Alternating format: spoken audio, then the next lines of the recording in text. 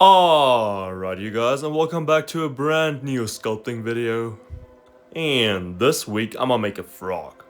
Now before you all click off thinking, a frog? What type of lame video did I click on? I'll go back to watching hot porn. No, stay.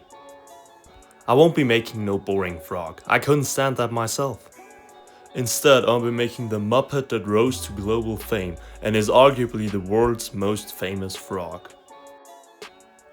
Kermit the Frog. And since it seems like nowadays I've lost all creative capacity to come up with new video ideas and basically just alternate between making a character realistic, fat or muscular, first of which I haven't done in 3 weeks, so I guess my Kermit is gonna be made with a touch of realism. Now, making him realistic doesn't mean he gets to skip mandatory stabilizing procedures such as building an armature. Said armature gets covered in a layer of clay, which is where I'll alternate the original Kermit design for the first time. Since a middle-aged man and apparently also a frog with no dad bod just wouldn't be very realistic.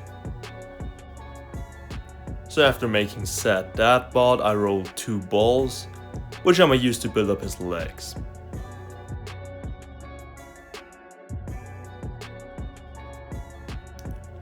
After blending each leg to the pleasantly padded tummy, I added some real-life leg details such as knees and calves.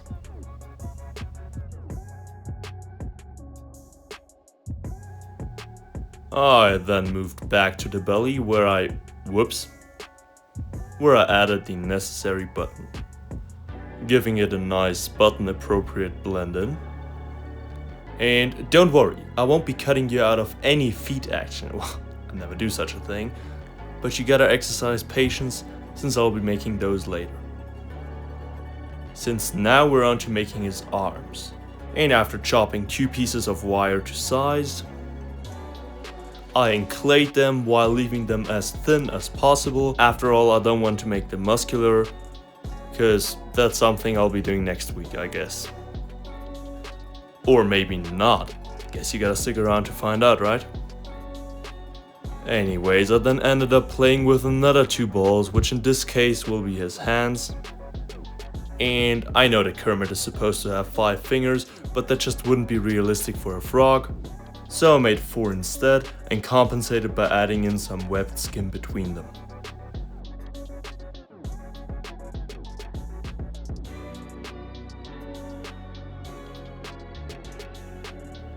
So after blending both of my hands to the respective arm, I can press each arm into a pre-poked hole on his torso. And with that, it's time to make his collar. And instead of making it look like some old boring fabric, I thought, why not have it grow out of Kermit's skin?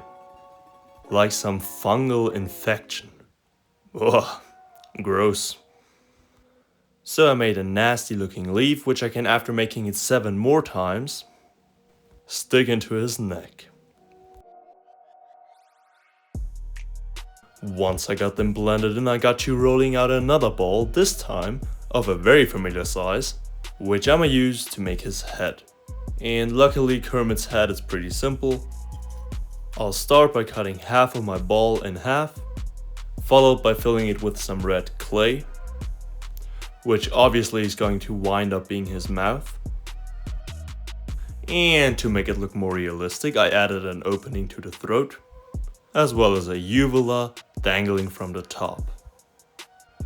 I then pressed down certain areas of his face to create a lip, followed by adding a frog-like tongue to the mouth. Next up, I'll be adding 2 nostrils where I wasn't really satisfied with the initial placement, so I ended up pulling them back a little bit. Now last but not least are his eyes, which are as simple as they can be since they're just resting on top of his head. And with the eyes in place, the head is done, so I got to making a base, where I just rolled a grey ball into a flatter grey disc. I don't know why I mentioned it being grey twice, it's irrelevant. Anyways, I now finally get to making his frog feet. Man, what a grind to get to touching those toes. I guess dreams do come true. Anyways, with base and feet done, I can blend them to Kermit, and that's me ready to bake a frog. Still talking about the sculpture. And with Kermit baked, I can get to painting an amphibian. And as I always do when painting amphibians, I start by covering his mouth in some watered down red. This leaves me with a lovely looking mouth, which now brings me to painting his skin green. Now you might say, what's he doing? The skin is already green. He's a degenerate.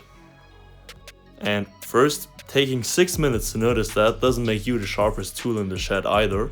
And second, as I mentioned in last week's video, laying a base coat of the same color benefits the application of future washes and dry brushes.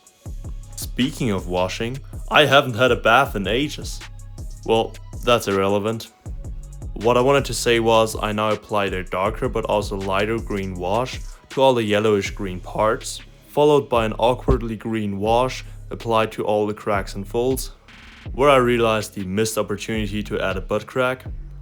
That's a generational fumble. I then got to painting the base in a basic brown paint, and got back to the head where I added some fleshy pink to certain spots, making it look like his skin has been rubbed off.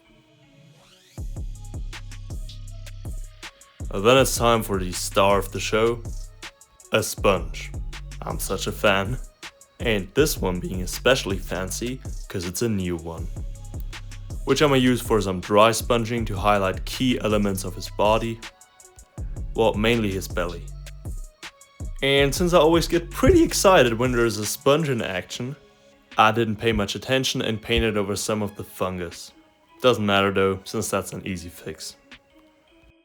I then added some more grossness to color and eyes, before repainting them white and adding in his weirdly shaped pupils, which I definitely didn't repaint so many times that I lost count and my temper, thus leading to me throwing my brush and leaving a hole in the wall. Imagine that, that'd be pretty crazy.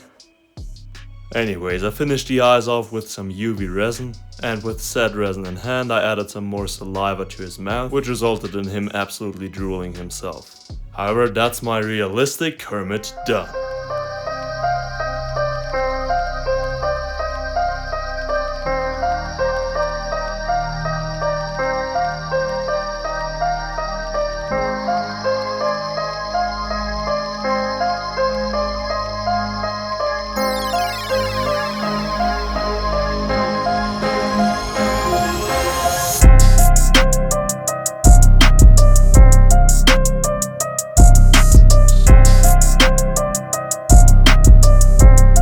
Alright, thank you guys for watching. Let me know which character I should make a realistic version of next. Leave a like or someone might throw a brush at you.